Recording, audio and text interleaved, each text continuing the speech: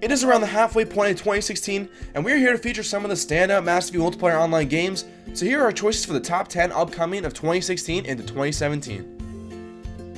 Starting off at number 10, we have Pantheon, Rise of the Fallen. It is the rebirth of the classical MMORPG, presenting the player with challenges such as affecting climates, the ability to retire a character if you want to do so, and resume as his or her child. Pantheon features dual combat, allowing players to heal and attack simultaneously while you adventure through the wide and vast world. Now, if you enjoy rich storytelling, then you might want to take a look at this one. At number 9, we have Camelot Unchained. Successfully kickstarted with over $2 million and have since raised another $2 million. Camelot Unchained is set in a world that is divided into 3 realms that are constantly at war, giving the player the opportunity to become more powerful through using abilities instead of just grinding out experience points. Now, players will fight for land and resources and have the chance to siege war on the opposing realms. Now, this is definitely a game to check out if you're interested in open world PvP as well as sieges.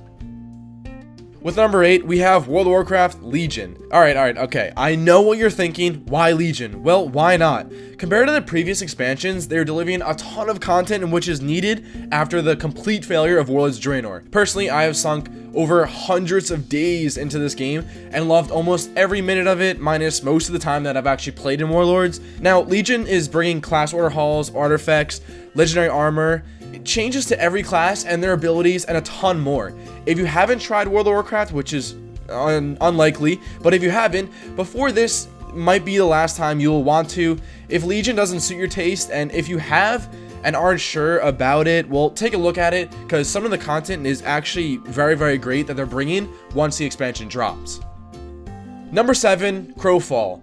This is another game that has been backed by many people. Actually, it's almost 28,000 people by now who have pledged over $2.7 million, and they have raised over $7 million in backing. Much like Camelot Unchained, this game will feature sieges throughout its world, along with a player-driven economy where you're able to actually set up trade routes and eventually build your own empire. They give you the ability to create and design your own kingdom that you will need to fund with resources to further your development. Another very promising MMO currently in pre-alpha, and in time, I'm sure the final product will be very fun. With number 6, we're looking at Shroud of the Avatar. This is a sandbox MMO that has Richard Garriott at the head of the team that oddly features 3 different online modes to play: single player, friends only, and open.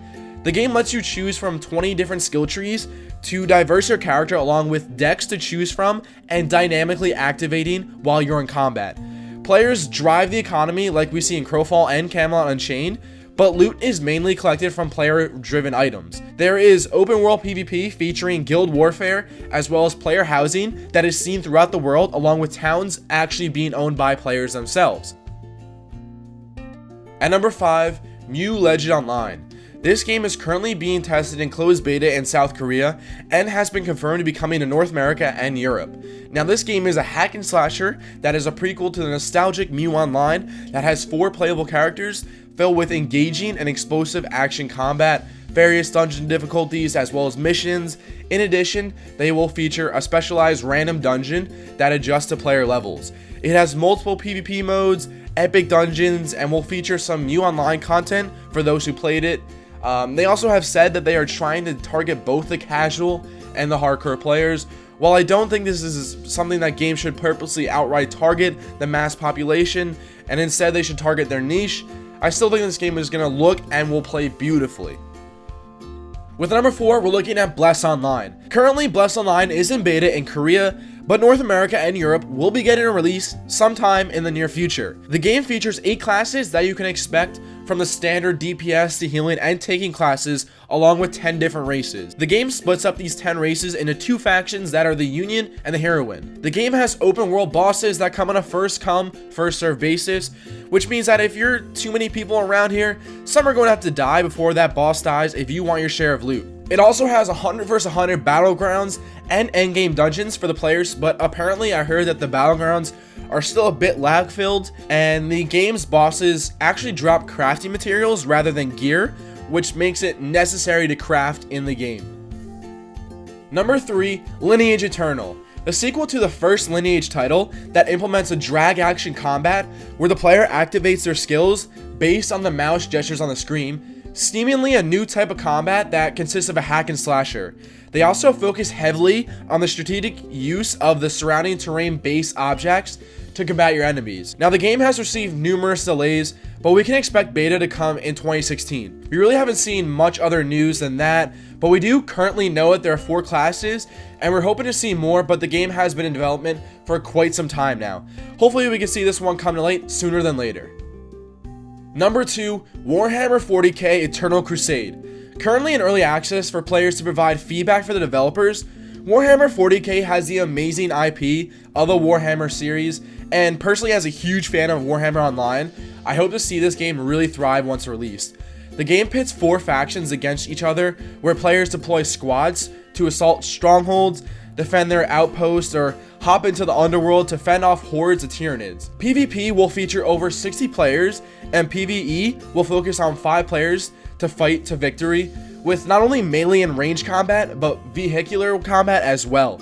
Warhammer 40k has thousands of weapons and armor and accessory options, and definitely has the amazing lore of the Warhammer series. A fan of the Warhammer series or not, this is definitely a game to check out once released. And our number 1, Chronicles of Elyria.